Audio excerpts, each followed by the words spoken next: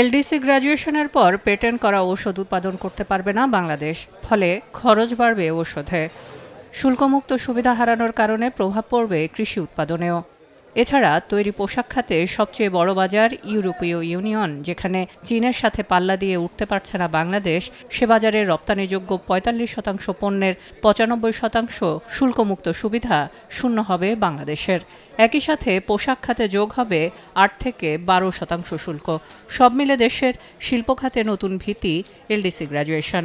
এমন অবস্থায় ২৪ লাখ মানুষ কর্মহীন হয়ে পড়বে বলে আশঙ্কা উঠে আসে ইন্টারন্যাশনাল চেম্বার অফ কমার্সের আলোচনায়। Forecasting lots of challenges, and if I understood correctly, they are not still totally prepared to face the challenges of LDC graduation.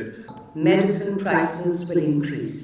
This is not only an industry challenge, it is a public health concern. Policy tighten করাতে কি হয়েছে?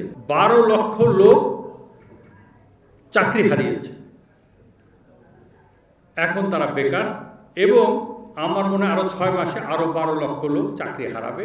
এলডিসির জন্য ব্যাংকগুলো তৈরি হতে হবে উল্লেখ করে ব্যাংক খাত সংশ্লিষ্টরা বলছেন, রাজনৈতিক পরিস্থিতি বিনিয়োগ বান্ধব নয়। এছাড়া শুধুমাত্র মুদ্রানীতি কঠোর করে ফেরানো যাবে না অর্থনীতির গতি।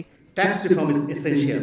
We must improve our tax GDP ratio, which is below 7, not by burdening the formal sector, but by broadening the tax base and simplifying compliance. If we look at the present political campaigning or political gain or something like that, but for the economy, what happened with the economy once they take it over?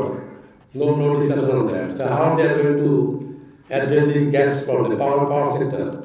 Power is the basic foundation. NPL is already a key challenge. It may add further if not addressed.